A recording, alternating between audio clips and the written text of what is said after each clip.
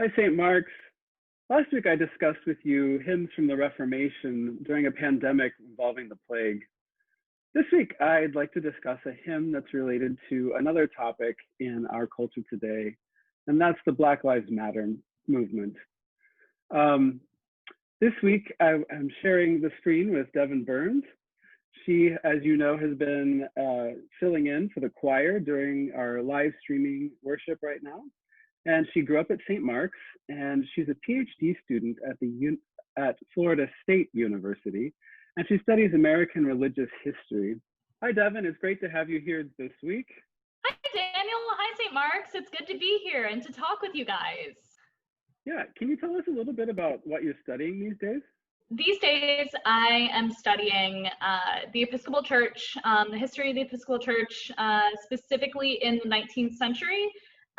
Though I do spend some time in the 20th century, and within that, I focus specifically on the stories of marginalized and oppressed people within the Episcopal Church, so formerly enslaved people, women in the 19th century, and so forth. Really just bringing their stories to light and looking at the different aspects of culture that they might have contributed to our church, which comes into relevance today when we're going to be talking about one of the hymns that's really important to Black Episcopalians and people of color all across the United States. So, Devin, last week, Bishop Eaton sent an email to the diocese, as he has been doing regularly through the pandemic. And he reminded us that June 25th is the feast day of James Weldon Johnson. Can you tell us a little bit about him? James Weldon Johnson was a composer, lyricist, creative writer who was born in 1871 in Jacksonville, Florida. So right at the middle of Reconstruction, and he eventually became the principal of the largest high school in Jacksonville. And in 1900, he and his brother, he wrote the lyrics to a hymn, Lift Every Voice and Sing, and his brother set it to music. And through that, he and his brother were kind of catapulted into the hymn writing fame, as you could say, and eventually James Weldon Johnson took a post at Fisk University in Nashville, Tennessee, as a professor of creative writing, where he was until he passed away in 1935. As an African-American educator and the principal of one of the largest high schools in Jacksonville, Weldon Johnson was very big into the integration of schools and the ending of segregation in the education system.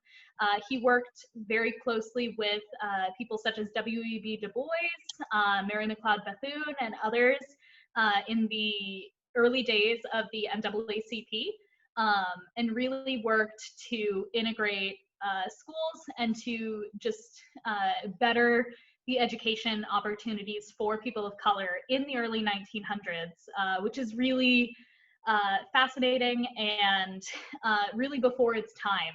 So, Devin, you mentioned that James Weldon Johnson wrote the hymn Lift Every Voice and Sing. Can you talk a little bit about that hymn specifically? Lift Every Voice and Sing is one of the most famous spirituals that can be found in American and African American hymnody today. It's a hymn that kind of falls into the area of spirituals that focus on freedom and focus on liberation, and is really written as a reflective piece that looks back on the history of strife and struggles of the Atlantic slave trade and of the history of enslavement in this country, and celebrates the end of enslavement and focuses on the work that still needs to be done, but the unity that can be found within a culture, and really hopes for a better tomorrow, not through anger or not through violence, but through peaceful means. In the Episcopal Church, of course, we have the hymnal 1982, and we have a supplement called Wonder, Love, and Praise, But we have a completely separate hymnal called Lift Every Voice and Sing, named after this hymn. What can you tell us about that hymnal? It's a really fascinating hymnal.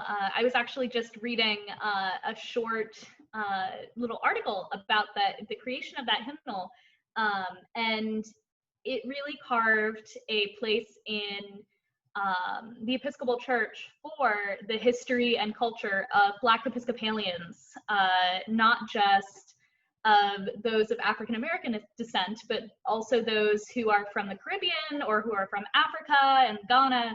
And so it took all of those cultures and all of those musical cultures together and combined them into one hymnal. Well, Devin, thanks so much for the information you shared with us.